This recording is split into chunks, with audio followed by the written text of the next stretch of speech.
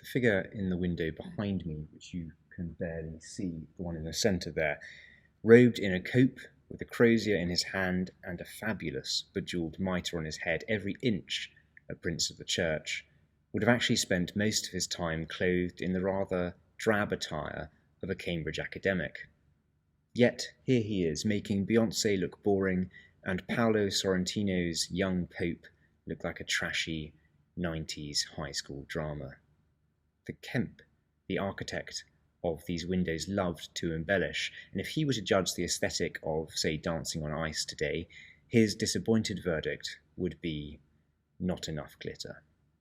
But while these flourishes are indicative of Kemp's style, it's in the faces of his figures that we see him at his best, and Fisher, with his cheekbones to rival Benedict Cumberbatch and striking dark eyes, had a face to be reckoned with.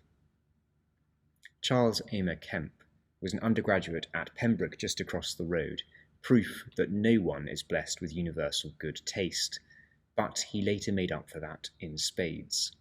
He was 31 when he opened his first studio in 1868, and by the time of his death in 1907, he and his colleagues had arguably done more to establish a defining Anglican aesthetic than any had done before them.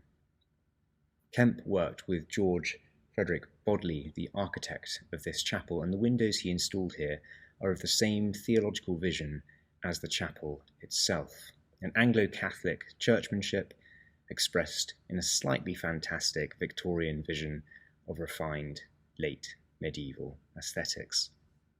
And it's here that we find St. John Fisher, or just plain Bishop Fisher, as he was when the window was installed in 1902. It wasn't to be for another 33 years that this former president of Queen's was to be canonised. In our chapel, Fisher is hardly the most striking figure among the troops of saintly kings, bishops, benefactors, and scholars. It can be hard to tell one character draped in rich damask from another, but Fisher does stand out, as he did in his day. His uniqueness is found not in the fact that by his feet lie the block and axe which ended his earthly life. The circumstances of his death are not the substance of his peculiarity, but merely a symptom. Before Fisher was put to that grisly final test, he had already dedicated his life to something greater than himself.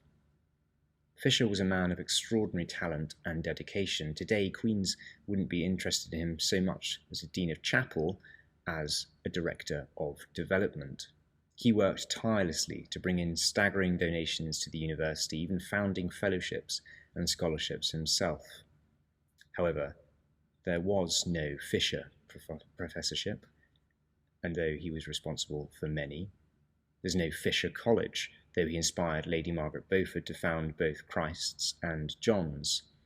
We would probably never have heard of him if it weren't for the fact that beneath his striking features was not a vapid people-pleaser, but a person of unrivalled integrity and strength of spirit. Trouble first came for him when he denied his support to Henry's campaign for a divorce from Catherine, but the final straw was his refusal to acknowledge Henry's pretension to be head of the church.